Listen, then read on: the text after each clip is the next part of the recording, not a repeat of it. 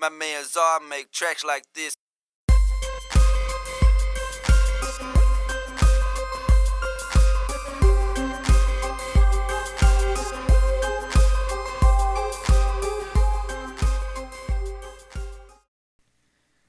What's going on, y'all? I want to show you my plugin chain that I use for mastering. So some of you have asked me what do I use for mastering, and what I use is the Studio Rack from Waves. I master using all Waves plugins, and the Studio Rack is a free plugin from Waves that allows you to load up to 8 Waves plugins, and you can rearrange them from there. And kind of the point of this plugin is to be able to save your save presets or save chains that you put together. And so I've got one that I've done for mastering here.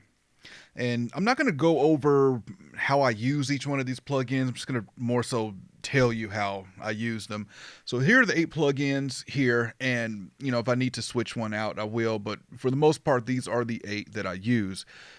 Not all of them are used all the time, but I start with the Wave Center, which is great for me if I need to pull the vocals down some in a mix, or if I need to turn up the size. I really use Wave Center for balancing to help me get a little bit more balance. I then go to the H Comp, which is one of my favorite compressors from Waves. It's really great for mastering, just getting a little bit of compression and leveling things a little more if need be.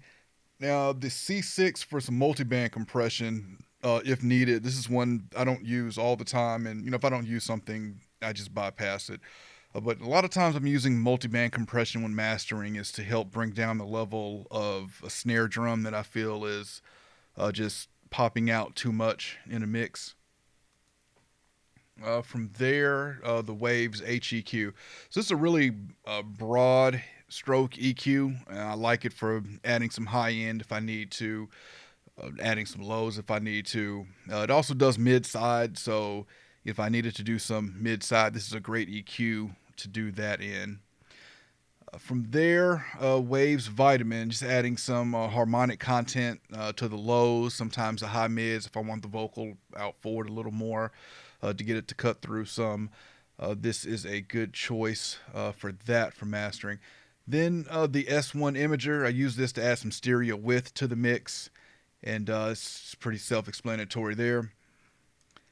This is a newer addition to me in this chain, is the J37 tape machine. So for a long time, I was against using tape machine plugins because I felt that tape machines were old school, and the music that I work on, I don't want to sound old school, so why would I want to use a tape machine? But, Waves had a great sale on the J37, so I had picked it up, and I really like it for mastering and mix bus. I also have the Kramer. As far as for mastering mix bus purposes, I prefer the J37. I also really like this saturation here that you can add. But once I get down to here in the chain, I'm just really picking a formula here that I like, adding some saturation, getting a speed I like, and just getting close to putting the finishing touches on a master here. And lastly in the chain I have is the L2. So the L2 is the Ultra Maximizer. I honestly don't use this a whole lot. If I get it to sound good, I'll stick with it, but I find that the L2 just isn't a true peak limiting limiter, and by that I mean if I set the ceiling to 0.5, the signal can still overshoot that ceiling and go above 0. I believe it's called intra level sampling.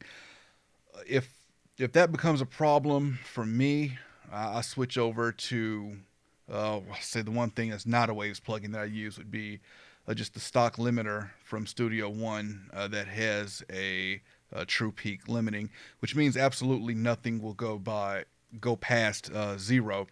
So I'd really like to see Waves come out with a new mastering limiter. It's probably the biggest thing I'd like to see Waves come out with, just so I can replace the L2 in this chain.